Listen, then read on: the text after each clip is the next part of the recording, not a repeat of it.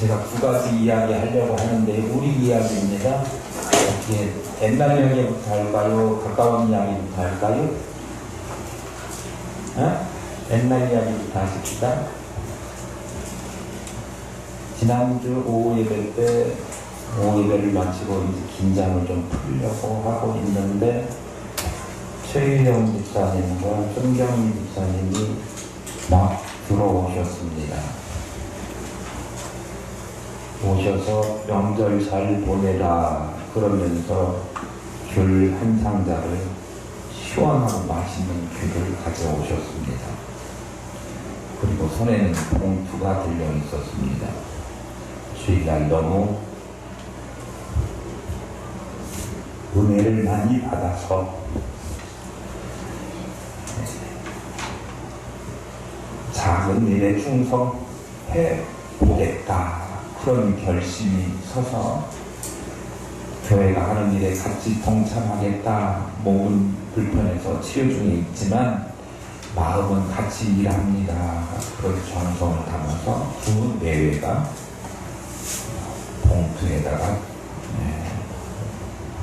은행에서 막 찾아온 돈을 100만 원을 넣어서 가지고 왔습니다.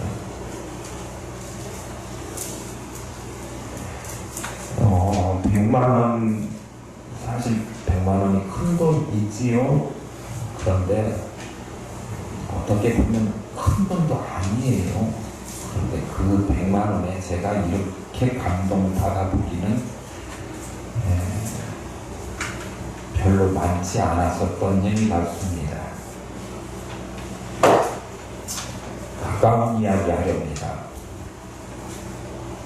오늘 아침에 손준기 집사님께서 오셔가지고 지난 추석 때 예배 순서지 만들어 놓은 거 가지고 예배하려고 하는데 형제가 다 믿는 것은 아니어서 제사를 하자 뭐 그런 이야기가 있었답니다. 그런데 손준기 집사님 아버지가 올해 들어서 우리 교회에 오십니다. 몇 개월 안 되셨습니다. 6개월도 채 안 되셔서 이제 가을이 되면 6개월 돼서 학습 받으실 예정입니다. 그런데 하나님께서 그 마음을 어떻게 바꿔주셨는지 옛날에 아들 교회 간다 그러면 너 교회 가기만 해봐라. 그날이 끝인 줄 알아 하고 낯들고 뒤에 쫓아오셨던 어르신인데 죄송합니다. 그런데 예수 믿고 예수 참 믿기로 그렇게 하시고 지난주에 가시면서 올해는 집에 제사 드리던 제기 다 없애겠다 그렇게 하고 가셨어요. 그리고 둘째 아들이 제사해야 됩니다 그랬는데 내가 하나님 섬기는데 이제는 바꿔야지 그러면서 올해 제사 안 하고 예배하셨답니다.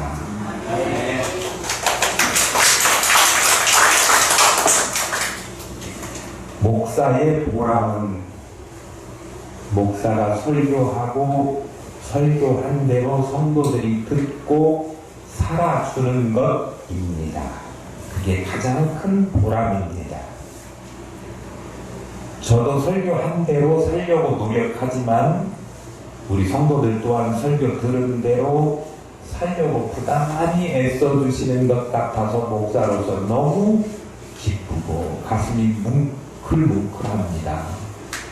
오늘도 말씀을 들어서 이 말씀이 그냥 듣고 흘려지는 말씀이 아니라 여러분 가슴 속에 깊게 새겨져서 하나님 잘 섬기는 주의 백성들 될 수 있기를 소망합니다.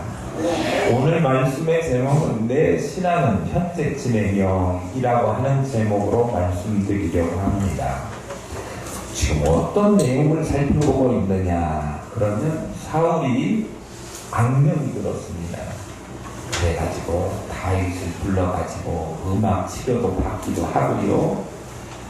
그런 와중인데 사울이 악명이 들렸다 그런 이야기 들으니까 믹마스 전투에서 패배했던 블레셋 사람들이 기회가 왔다. 저놈들 왕이 병이 걸렸으니 내가 가서 이번에 어떻게 해봐야지. 그런 마음을 먹고 보복하러 쳐들어와서 엘라 골짜기를 사이에다 두고 서로 대치하고 있는 상황입니다. 블레셋의 거인 장수 골리앗이 이스라엘을 향하여 싸우자 싸움을 걸어옵니다. 옛날 싸움은 전면전도 있었지만 대표가 나와서 싸워서 대표가 이기면 그 편이 이긴 겁니다. 골리앗이 블레셋 사람을 대표해서 나와가지고 키가 큰 그가 오늘날 말하자면 한 3m 장신쯤 되는 사람이 와가지고 싸워보자 그렇게 이야기를 하니까 이스라엘 진영에 있는 사람들은 겁을 먹고 어느 누구도 나서서 저 사람들과 싸울 수 없겠다 하고 도망치기가 바쁩니다. 용기가 나지 않았습니다. 그런 와중에 2세의 아들들이 블레셋 사람들과 싸우는 군인에 입대해 있었습니다. 그의 아들들이 입대해 있는데 아버지가 걱정이 돼서 먹을 것 좀 갖다 줘 이렇게 심부름을 다윗에게 시킵니다. 그래서 먹을 것을 가지고 형들에게 갔는데 때마침 골리앗이 하나님의 살아계시는 하나님의 군대를 모욕하는 소리를 들으니 다윗은 그것만큼은 참을 수가 없어서 분개합니다. 내가 나가서 싸워야지 그런 마음을 속에 굳히게 됩니다. 다윗이 의군에 차서 하나님의 군대를 모욕하는 골리앗과 싸우겠다 그렇게 출전 의사를 표명합니다. 그러니까 그 이야기를 누군가가 듣고 사울 왕에게 가서 다윗이라고 하는 소년이 골리앗과 싸워보겠답니다. 아무도 나가서 싸울 사람이 나서지 않았는데 그가 나서서 싸운답니다. 라고 하는 말을 전합니다. 31절 말씀입니다.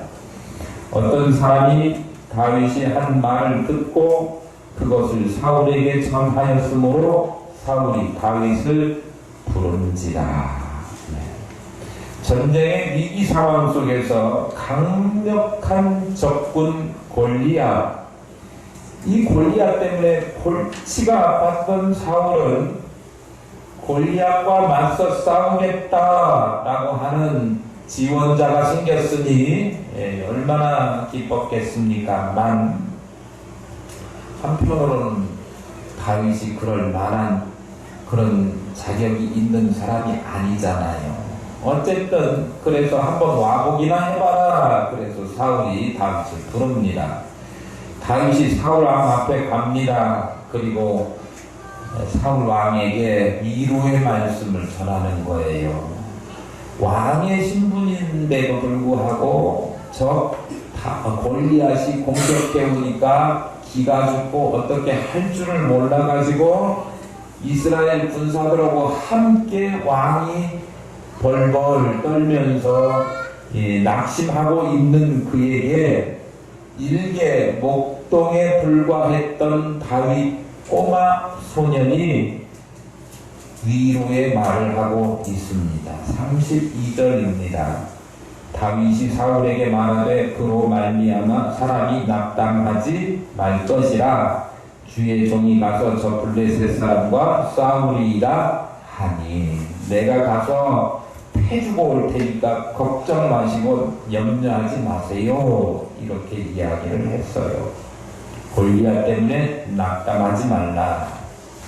그런데 여러분 잘 아시는 것처럼 골리앗은 블레셋의 대표 장수입니다. 골리앗은 아주 힘이 세고 다루기가 쉽지 않은 존재입니다. 저는 본문의 골리앗을 악한 사단의 지배를 받는 모든 악한 세력이라고 여깁니다. 그러나 아무리 그가 힘이 세다고 해도 우리는 그 골리앗 때문에 낙심할 필요가 없다라고 하는 것 또한 이 시간 분명히 말씀드리고 싶습니다. 골리앗과 같은 사람의 세력들이 세상적으로 완벽한 무장을 하고서 나와서 하나님의 백성을 모욕하고 있지만 하나님을 주인으로 섬기는 성도들은 그들로 인해서 낙심할 필요가 없다라고 하는 사실입니다. 그래서 다윗이 사울에게 그 이야기 하는 거예요. 낙담하지 마세요. 내가 나가서 블레셋 사람 골리앗과 싸울 겁니다. 그렇게 출전 의사를 밝혀요. 사실 이스라엘 군대는 두려움에 사로잡혀 있었고 그 군대를 이끄는 사울까지도 낙담한 상황에서 아무도 나서서 싸우려고 하지 않은 그런 때 아닙니까? 그러니 오죽 나서는 사람이 없으니 사울이 답답해가지고 현상금 걸어요. 현상금 3가지 걸었지 않습니까? 많은 재물 주겠다. 또 하나는 내 딸 줄 거니 내 사위 삼겠다. 사위 삼으면 나중에 왕 될 수 있을 가망성이 많지요? 후계자 삼겠다. 그런 얘기 쉽게 말하면. 그리고 집안을 자유롭게 하겠다. 세금 감면해 주겠다. 뭐 그런 이야기들을 합니다. 그런데도 불구하고 아무도 나서는 사람이 없을 때 다윗이 나선 것입니다. 다윗이 지난주에 본문을 살펴보았지만 내가 나서겠습니다. 나에게 줄 것이 뭡니까? 그렇게 물어보긴 했지만 그 말이 실제적으로 내가 싸워서 전쟁에 나가서 이기고 오면 나라에서 뭐 해줄 겁니까? 그렇게 물어본 게 아니라고 말씀드렸습니다. 나는 그거에 전혀 관심 없습니다. 그런 것 저런 것 상위 주고 뭐 상위 시켜주고 물질 주고 세운 거 해준다고요? 나는 그런 거 관심 없습니다. 오직 모욕당하는 하나님의 이름이 다시 세워지는 것에만 관심 있습니다. 다시 말하면 요즘 여러분들 잘 기억하고 있는 성경적 표현으로 말하면 세상적인 거에 관심 없고 그의 나라와 그의 의를 구하는 사람 되고 싶습니다. 라고 이야기한 겁니다.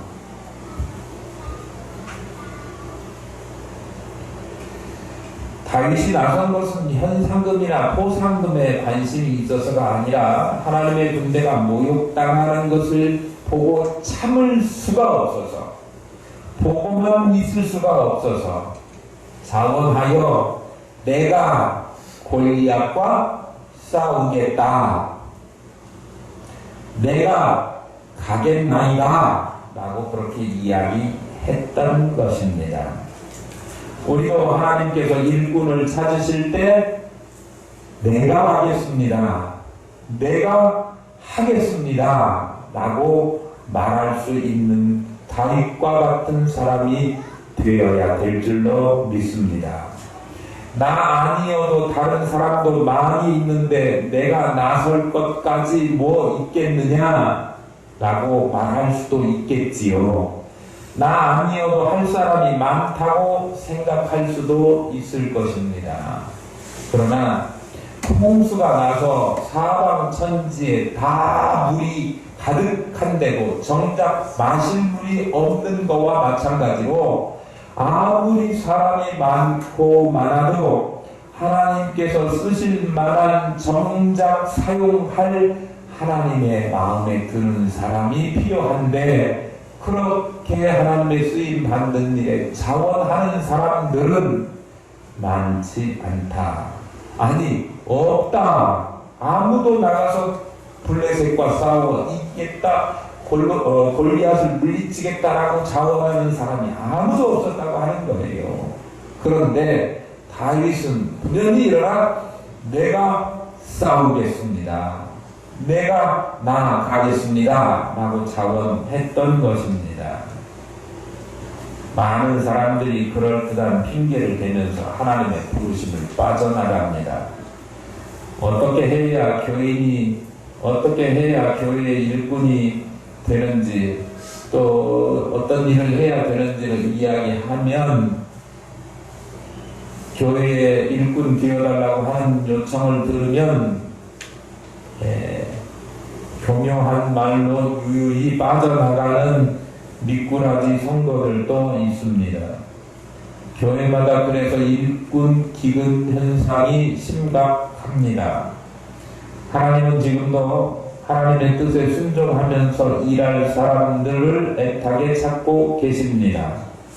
아무리 힘든 일이라고 할지라도 우리 하늘 깊은 교회 성도들은 아무리 어려운 조건이라고 할지라도 다윗과 같이 하나님의 부르심에 내가 가겠나이다, 내가 하겠습니다 라고 말씀하실 수 있는 믿음의 사람들 되실 수 있기를 소망합니다. 다른 사람의 눈치를 살펴서 앞서지도 않고 뒤에 처지지도 않겠다 그렇게 생각하시는 분도 계실지 모릅니다. 중간만 가겠다, 그것도 별로 달갑지 않습니다. 다른 사람이 가지 않기 때문에 나도 안 하겠다 라고 빼는 사람도 별로 좋지 않습니다.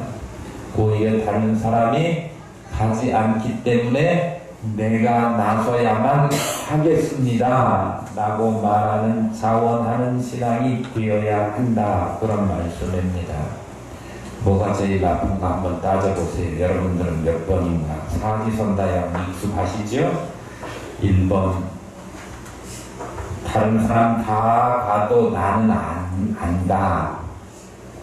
다른 말로 다른 사람 다 해도 나는 안 해. 2번, 다른 사람 안 가면 나도 안 가. 3번, 다른 사람 가면 그때 나도 가볼게. 4번,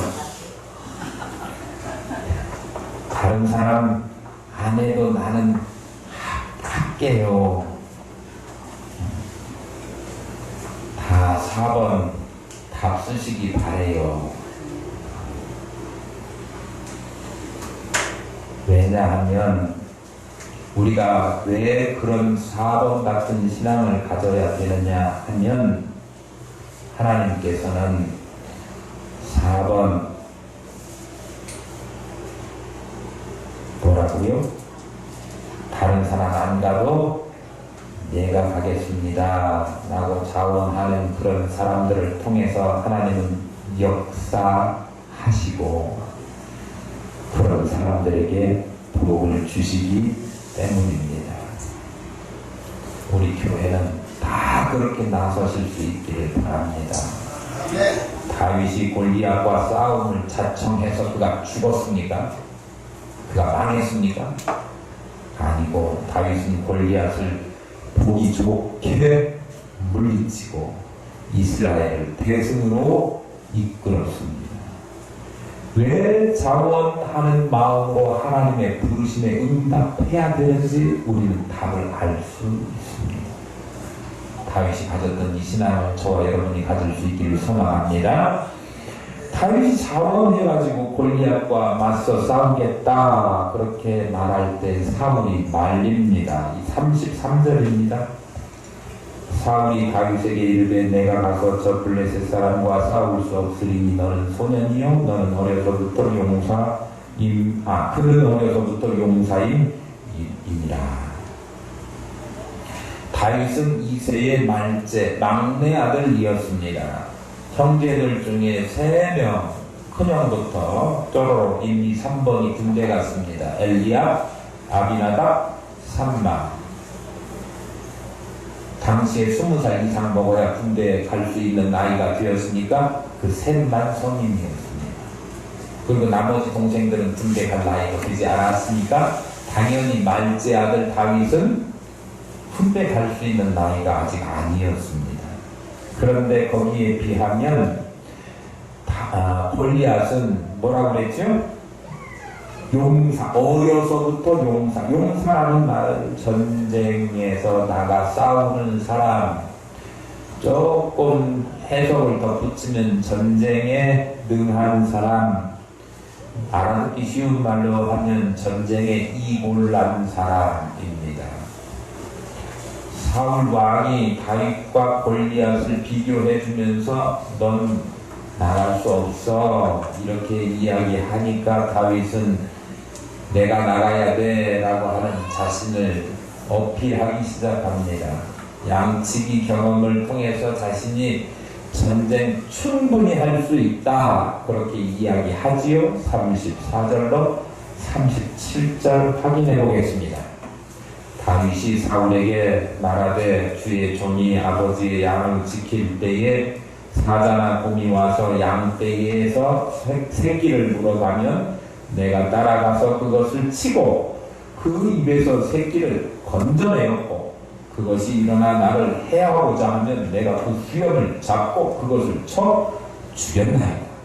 주의 종이 사자와 곰도 쳤은즉 살아계시는 하나님의 군대를 모욕한 이 할례 받지 않은 블레셋 사람이니까 그가 그 짐승의 하나와 같이 되리이다.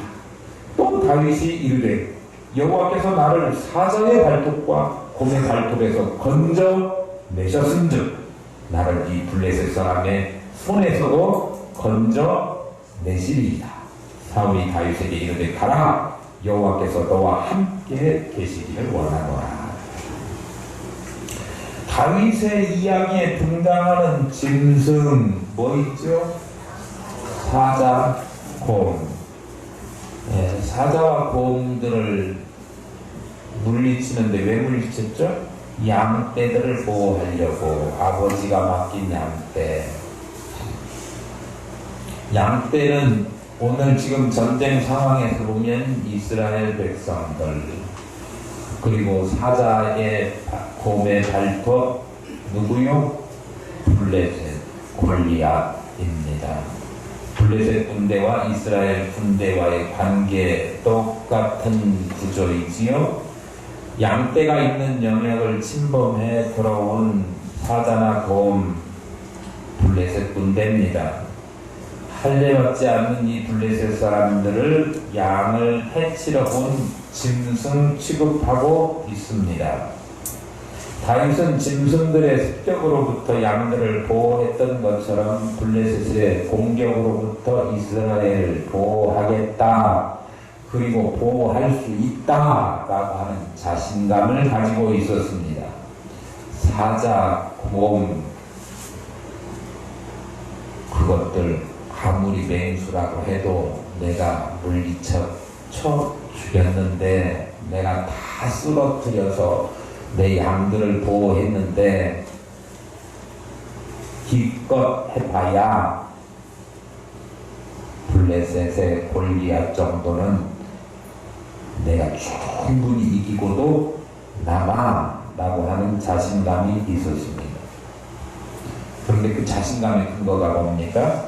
내가 여태까지 해본 내 능력이 아니라 살아계시는 여호와 하나님입니다. 사자의 발톱과 곰의 발톱에서 건져내 주신 것이 하나님이라고 고백하고 있어요. 하나님에 대한 전적인 신뢰입니다. 하나님이 보호하신다. 그러니까 다윗이 사울을 향해서 이야기하는 이야기의 초점은 하나님이 함께 하시는 한 저거는 뭐에 골리앗 정도는 게임 안 돼 라고 하는 자신감입니다. 자신의 경험을 통해서 자신이 짐승들 사자나 곰 물리친 그런 무용담을 이야기하고 있는 것처럼만 들으신다면 곤란합니다. 그 무용담 속에서 뭘 이야기하고 싶은 거냐 그러면 거기에 함께 하신 살아계신 여호와 하나님, 여호와에 대한 믿음과 신뢰가 그 안에 깊게 자리 잡고 있었다라고 하는 사실입니다. 우리도 또한 하나님에 대한 신뢰가 깊게 자리 잡고 있어야 되는데 그 신뢰에 제가 한 가지를 덧붙여서 말씀드리고 싶은 것은 우리의 신앙이 항상 현재형이 되어야 된다라고 하는 사실입니다. 옛날 과거의 양치던 시절에 양을 지킬 수 있었던 것이 하나님의 도움이 있었기 때문이었다라고 고백합니다. 만약에 다윗의 고백이 거기서만 끝났다고 하면 다윗은 별다른 능력을 보여주지 못했을 것입니다. 그런데 그 하나님이 지금도 살아 계셔서 지금 오늘 내가 골리앗과 맞서 싸울 때에 나와 함께 하실 것이다 라고 하는 신앙, 신뢰가 있었다. 그런 말씀입니다. 과거에 하나님께서 다윗과 함께 하신 까닭에 양떼들을 지킬 수 있었듯이 오늘 또 하나님께서 나와 함께 하셔서 나를 골리앗으로부터 지켜주시고 이길 수 있게 하시겠다라고 하는 믿음이 그에게 있었다고 하는 것입니다. 우리도 지금 바로 우리가 가져야 될 신앙이 이런 신앙이라고 생각합니다. 하나님은 과거에만 살아 계셨던 하나님이 아니시라 지금 또한 살아 계시는 하나님이십니다. 우리가 분명히 그걸 기억해야 됩니다. 그런데 안타깝게도 성도들 중에는 간혹 이것을 잊어버리시는 분이 있지 않나 생각될 때가 있습니다. 과거에 성령 충만했던 뜨거웠던 신앙을 마치 무용담처럼 이야기합니다. 하나님께서 과거에 역사하신 것에만 연연해하는 것처럼 들려질 때가 있습니다. 그런 분들은 공통적으로 하시는 말씀이 그때가 좋았어 라고 말씀하십니다. 그러나 그것은 신앙생활 하는 데 있어서 다른 모습은 아닙니다. 왜냐하면 그런 신앙은 하나님을 과거의 하나님으로만 묶어놓기 때문에 그렇습니다. 이런 신앙은 과거에 연연해하는 과거형 신앙에 불과합니다. 우리의 신앙은 지금도 하나님이 살아계셔서 나와 함께 하시고 과거에 하셨던 것보다 더 크게, 더 많이, 더 힘있게 나를 붙들어 주실 것이다 라고 하는 그 현재형의 믿음이 강해야 된다 라고 하는 것입니다. 일개 목동에 불과했던 다윗과 함께 하신 하나님께서 왜 오늘 우리들이 하나님을 의지하고 살아계신 하나님으로 믿는다고 하면 우리와 함께 하시지 않으시겠습니까?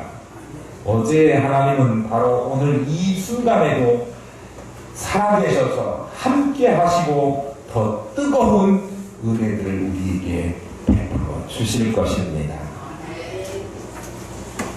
현재 진행형의 신앙을 가진 하나님의 사람들, 그들을 통해서 하나님은 역사하십니다. 그래서 주님께서는 누가복음 20장에서도 하나님은 죽은 자의 하나님이 아니시요 산 자의 하나님이시다. 하나님에게는 모든 사람이 살았느니라 말씀하십니다. 저와 여러분 신앙에 있어서 현재 진행형 신앙 될 수 있기를 소망합니다. 오늘 지금도 역사하시는 살아계신 하나님을 만나시고 경험하시게 되시기를 소망합니다. 그런 하나님을 만나기만 한다면 우리는 기죽을 일도 또 한숨 쉴 일도 코 빠칠 일도 없을 것입니다. 현재 진행형의 하나님을 만나기만 하면 다윗이 가졌던 힘도 생기고 용기도 생기게 될 줄로 믿습니다. 과거형 신앙 가지고는 오늘 하나님의 함께 하심을 경험할 수 없습니다. 오늘 나와 함께 하시는 하나님을 경험하고 만나는 것이 현대형의 신앙을 가진 사람들이 누릴 수 있는 특권이자 은혜입니다. 여러분 말 속에서 그때는 그랬는데 그때가 좋았어, 그런 말 대신에 지금이 좋아, 지금 누리는 은혜가 너무 크고 감사해 라고 고백하실 수 있는 현대형 믿음, 현대형 신앙의 사람들이 될 수 있기를 소망합니다. 그리고 그렇게 사십시오. 예전에 했던 것보다 더 열심히 충만해진 믿음, 움직이는 믿음, 실천해서 하나님을 기쁘시게 하는 믿음, 어떤 세상의 힘, 권력, 권위, 또 우리를 억누르는 것 같은 골리앗 같은 것 앞에서도 절대 기죽지 않고 내 밥이야, 내가 충분히 이길 수 있어, 내 이 자신감의 근거는 살아계시는 하나님이야 라고 담대하게 외칠 수 있는 저와 여러분 될 수 있기를 소망합니다. 그러면 결코 망하는 법이 없이 하나님께서 그에게 힘을 주시고 그를 능력 있는 하나님의 일꾼으로 사용하셔서 골리앗 다 물리칠 수 있도록 은혜를 주십니다.